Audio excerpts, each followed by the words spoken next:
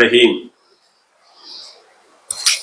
یہ ایک انتہائی سمجھیے کہ تکلیف دہ اور افسوس کی خبر آپ کو دے رہا ہوں کہ 26 اپریل کو تلنگانہ مارچ ہونے والا تھا اور اس سلسلے میں مختلف police officers, commissioner of police, D C Ps, additional D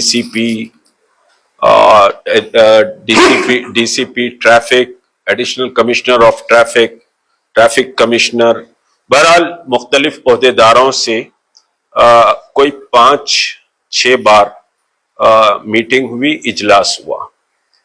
اور پرسوں 2 دن پہلے کمشنر آف پولیس ہمارے سی وی آنند صاحب سے تفصیلی گفتگو ہوئی اور اس تفصیلی گفتگو میں تلنگانہ مارچ کے پورے خد و خال اور تلنگانہ مارچ کا پورا سمجھیے کہ نقشے پر بات ہوئی. انہوں نے اپنے ماتحت عہدیداروں پر کو احکامات بھی جاری کیے کہ جوائنٹ ایکشن کمیٹی کے ساتھ تعاون کیا جائے، اور حتیٰ کہ NTR اسٹیڈیم کی بات بھی ہم نے ان کے سامنے رکھی کہ وہاں خواتین کے لیے انتظامات ہم کرنا چاہتے ہیں، مگر وہ 1 دن پہلے ہمارے لیے اویلیبل بھی رہے کیونکہ NTR اسٹیڈیم کو لاک رہتا ہے، تو فوری انہوں نے احکامات بھی جاری کیے. لیکن یہ ہے کہ آج بہرحال شام میں 9 بجے کے قریب ایک ایک آرڈر ایڈیشنل کمشنر مان صاحب کی طرف سے آیا ہے. حالانکہ مان صاحب سے بھی تفصیلی گفتگو بہرحال ہوئی ہے. پولیس کا استدلال بہرحال مختلف باتوں پر ہے کہ بہت زیادہ کراؤڈ رہے گا، ٹریفک کے لیے ڈسٹربنس ہو جائے گا، سیکریٹریٹ کا بھی سمجھیے مسئلہ ہے، وہاں تک کراؤڈ رہے گا، ایسے یہ وہ ساری باتیں ہیں. لیکن اصل جو مسئلہ ہم کو سمجھ میں آتا ہے کہ دیکھیے اس کے پیچھے کچھ سیاسی طاقتیں بھی ہیں، اور وہ سیاسی طاقتیں اس تلنگانہ ملین مارچ سے بہت پریشان ہیں.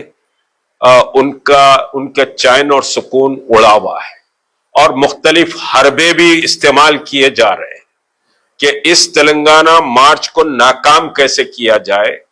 اور اللہ کا کرم ہے کہ تلنگانہ جوائنٹ ایکشن کمیٹی کی تمام جماعتوں نے پوری قوت اور طاقت سے تلنگانہ مارچ کی کامیابی کے لیے میدان پر کام کیا ہے، اور راست رابطے سے لے کر گروپ میٹنگ سے لے کر سمجھے سوشل میڈیا، بہرحال سبھی کا تعاون حاصل کرنے کی جوائنٹ ایکشن کمیٹی نے جتنی اس کے پاس طاقت تھی اس کا اس نے استعمال کیا.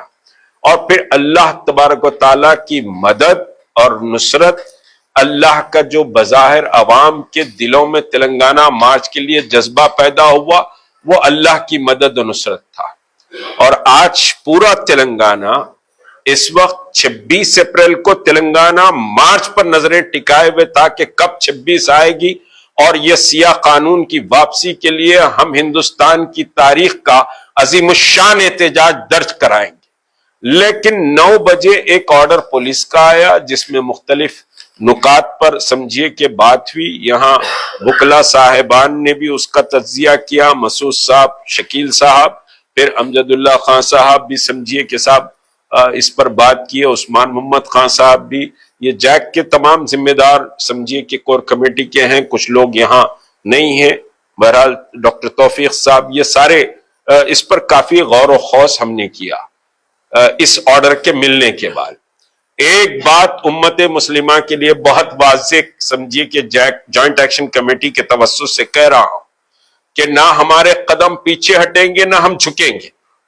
ہمارا سمجھیے کہ مقصد و مطلوب یہ سمجھیے زہریلا اور نفرت بھرا قانون جو وقف کی زمینات اور مساجد اور درگاہوں اور قبرستانوں پر کو ہتھیانے کے لیے ہے، اس کے خلاف ہماری لڑائی پوری طاقت سے جاری رہے گی۔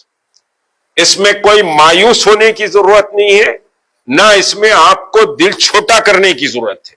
یہ لڑائی لمبی لڑائی ہے، اور 26 اپریل کو جو تلنگانہ مارچ تھا، ٹھیک ہے، پولیس نے یہ کہا کہ بھائی ہم آپ سے گفتگو کریں گے، اس میں لکھا ہوا ہے واضح کہ ہم آپ سے گفتگو کریں گے، اور پھر ایک نئی ڈیٹ ہم سمجھیے کہ صاحب آپ اناؤنس کریں، ہم وہ ڈیٹ پر کنسیڈر کریں گے، فلاں کریں گے۔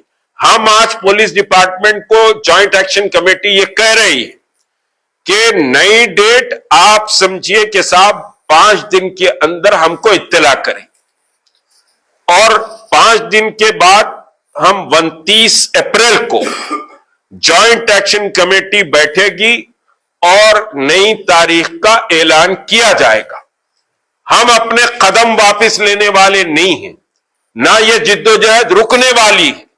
آپ اگر تاریخ تبدیل ہو رہی ہے تو جدوجہد ختم نہیں ہوگی، جدوجہد رکے گی نہیں۔ یہ لڑائی لمبی لڑائی ہے، اور لمبی سانس بھر کر ہم یہ لڑائی لڑنے کی تیاری کر چکے ہیں، اور آپ کو اپنے مساجد، قبرستان اور درگاہوں اور اپنی شناخت، اپنی تہذیب اور اس ملک کے دستور کو بچانے کے لیے یہ لڑائی کے لیے ہر وقت کمر بستہ رہنا پڑے گا۔ تاریخوں سے سمجھیے کہ صاحب تاریخ تبدیل ہونے سے انقلابات نہیں رکتے، بلکہ انقلابات مزید سمجھیے کہ جڑ اس کی مضبوط ہوتی ہے اور وہ درخت بہت اونچا ہو جاتا ہے۔ حالات کے رکاوٹوں کا مقابلہ جوائنٹ ایکشن کمیٹی کرتے آئی ہے، ملین مارچ ہو یا پھر سیکریٹریٹ مساجد ہو یا شعار اسلامی کا مسئلہ ہو، یا پھر سمجھیے کہ محمد رسول اللہ صلی اللہ علیہ وسلم کی شان رسالت کا مسئلہ ہو، یہ سارے مسئلوں پر بہت ساری رکاوٹیں آئی، لیکن پامردی سے جوائنٹ ایکشن کمیٹی نے ان حالات کا مقابلہ کیا ہے، اور ان حالات کا مقابلہ کرتے ہوئے کامیاب سمجھیے کہ پروگرام کیے ہیں۔ اور ملین مارچ جو NRC کا ہوا اس میں بھی ایسے ہی ہوا تھا۔ تو ہم یہاں سمجھیے کہ صاحب یہ سیاسی بازیگری جو کھیلی جا رہی ہے، یہ سیاسی بازیگری کی ہم شدید مذمت کرتے ہیں، اور یہ اعلان کرتے ہیں کہ ہم 29 اپریل کو ہم بیٹھنے والے ہیں۔